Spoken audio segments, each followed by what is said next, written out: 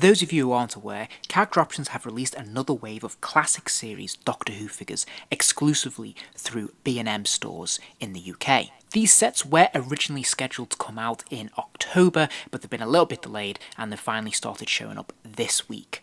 I've been fortunate enough to get my hands on all the ones that I wanted, so over the series of a couple of videos I'm going to be taking a look at each of these sets in turn and giving you my review. In this first video, I'm going to focus on the first Doctor and Tardis from An Unearthly Child. Now, the first thing I should point out is that this isn't the first time we've had a release like this, because of course they did do an electronic version of this TARDIS a few years ago that came with the first Doctor. There are a few key differences though. The first release obviously had a slightly different paint job. It's a slightly brighter blue, and of course there is some effort to paint in some scuff and dirt on the base of the TARDIS there. But also take note of how clean the general presentation of this TARDIS is. It looks fairly brand new really, in terms of the doors, the window panels, and even the symbol, the St. John's Ambulance symbol on there is a complete logo, which we'll come back to a bit later on. The figure that came with this TARDIS is also slightly different as well. You'll notice, of course, this figure has a cloak, which the new release doesn't have, and he also came with his walking cane. And I believe there was also an extra prop of a skull. Plus, of course, it had electronic lights and sounds. So then, to begin with, let's take a look at the packaging. By now, I'm sure you're all very familiar with the branding and type of packaging we generally get with these character option releases now. It tends to be pretty bland. It has obviously the new Doctor Who logo, the current series logo at the top there, and it's mostly blue with a little bit of grey in terms of the TARDIS image that they have on the side of the packaging. Thankfully though, it is mostly window display and it looks pretty good on display. The packaging itself isn't particularly exciting, but it does the job of displaying the figure nicely. The reverse of the packaging shows a production image of the prototype, which looks pretty cool, and there's some nice information on the side there, both about the episode An Unearthly Child, but also a little bit about the behind the scenes, which I think is a nice touch. There's also a nice inlay inside that you can remove and use as a bit of a diorama of the junkyard Totter's Lane, which I think is pretty cool. So, let's start by taking a look at the first Doctor figure. The first thing to note is that this is pretty much reusing the same mould as in the initial release, but he doesn't have his cloak. Now, I appreciate they're trying to make him a legitimate variant,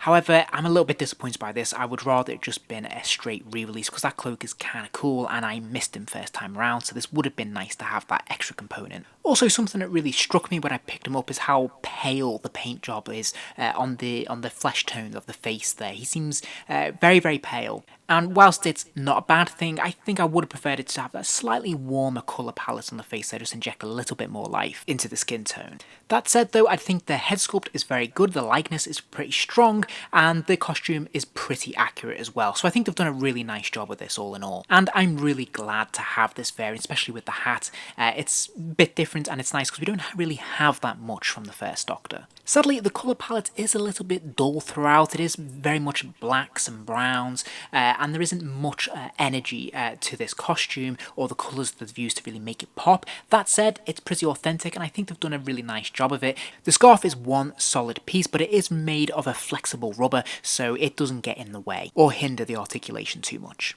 Also, I'm really pleased to report that they've actually taken the care to put a bit of a paint wash through the hair there, so there's different colours, there's white, there's grey, a little bit of black there, which makes it look more authentic and more real, which is really nice. And I do love the sculpt of the hat. It's nicely textured and it feels quite grainy, which is cool. The articulation scheme is one of the more basic schemes that they've used many times over, and it is a shame because I keep hoping they'll take this opportunity of doing a re-release and just change something, like, for example, the shoulders, because we know they have that articulation where the shoulders can arc out now, and it'd be really nice to see them do that. Instead, it is just a straight swivel again, which is a shame. But nevertheless, it is pretty functional, it all works, it's pretty decent all in all. He's got swivel at the neck, he's got the swivel at the shoulder, a bicep swivel, and of course he's got that single jointed elbow there as well, and pleasingly the hand does rotate 360 degrees. And despite having the long coat, he does also have a swivel at the waist as well, which does allow movement from side to side. It's a bit more of a struggle, but it works just fine. He's also got hinged hips, so this is pretty cool. His legs can kick out to the sides, which is something I'm pleased about. Again, there's a little bit of resistance there, but there's still decent movement here. He's also got the upper thigh swivel there, which is great. His legs pleasingly can kick forwards despite the coat. There is that split there that allows the legs to kick forward, which is really good. And he also has that single jointed knee there. Right then, moving on to the TARDIS, and this is where we see some more significant changes to the original release. For a start, the paint job, of course, is a lot darker, and there is an effort to scuff it up a bit more in terms of the window panes and on the door.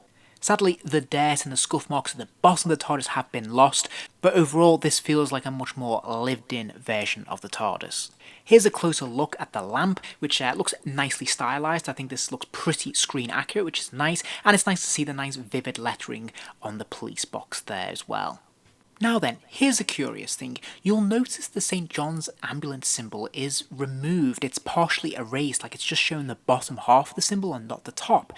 When I first saw this in store, I assumed it was a mistake, it had come off maybe in packaging, in process, and that it was an accident. But as I rifled through others on the shelf, they all pretty much had the same thing, so I felt it had to be deliberate. That said, I did come across one that didn't have any markings at all, so I would say keep your eyes peeled when you're looking on the shelves, because there is clearly a discrepancy between some of them. Now, I'm not entirely sure if that is deliberate, or whether that was just an error on that one, or whether they have legitimately released two versions, but it's something to keep an eye out for. But in any case, this half logo is a little bit of a mystery to me, so I had a quick look at the back of the packaging, and indeed on the production photo it is there, so this is clearly deliberate, it was intentional. Now, I'm not sure if this is how it appears in the show at some point. As far as I know from memory, it's a complete logo. And case in point, here's a screen grab that I was able to find where we can see the full logo in there, so I'm not sure whether this is a very scene specific or prop specific. I'm sure it probably is. I'm guessing it must be intentional, and I'm sure someone in the comments will let me know. But something that caught my eye in the prototype image that we see on the back of the box is how much more weathered the TARDIS is than the actual in-package version. You can see the public call sign, police telephone box sign is much dirtier, more weathered than we actually see in hand. It's much cleaner. Likewise, the police call box at the very top there is very vibrant and clear, unbroken in hand, but in the production still we can see that obviously it's meant to be more weathered, so I'm not sure whether this is intentional or whether it's a production error, but nevertheless this is what we've got in hand. Now, in recent years, Character Options have released a number of classic Doctor and Tardis sets, so I thought it'd be interesting to put them side by side to see how they compare, and I have to say the differences are actually quite surprising. Here I've compared the Unearthly Child TARDIS next to the recently released Abominable Snowman TARDIS, and you can see, aside from the obvious colour palette difference, there's clearly huge differences both in terms of scale. Obviously, the Abominable Snowman TARDIS is a much smaller version. I've already noticed in a previous video how the doors are the opposite way around, but even the lamp and things like that, there's a lot of differences here that make this feel like a very distinctly different TARDIS. Likewise, here we have it compared to the Monster of Peladon TARDIS. Again, colour scheme completely different, the notice on the doors different, and even the police call box is different colour, which is fantastic. And when you put all three together, you can see the radical change in shape and size between each release, which is really, really interesting. So in conclusion then, I have to say for me, I think I'm probably going to give this 3 stars. Now that might seem like a pretty low score, or that I'm not impressed with it, and that's not actually the case because I'm really, really glad to have this. I was really excited to get my hands on it, and I particularly wanted it because I wanted the variant of this Doctor. That said, I think if you're someone who picked up the original release, then I think probably the original release is superior. Of course, you get the Doctor with the cloak, which I think is really cool, some of those extra props, but also the TARDIS has the electronic lights and sounds that you don't have here. So for me, it loses a star because it doesn't have that functionality. I appreciate the price point is very different, and that's why, but nevertheless, it would have been really nice to have had that, and I would have happily paid a bit more to have the lights and sounds. Also, I really wish with these classic TARDIS releases they would actually put an insert, like they did with the modern series with the David Tennant TARDIS, where they could actually put like just a cardboard insert to show off the console inside.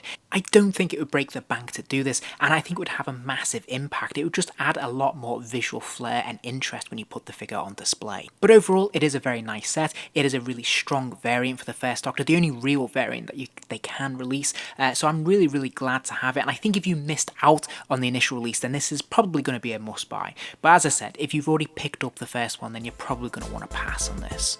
If you enjoyed this video, please do give it a like, and remember to subscribe as there'll be plenty more videos soon.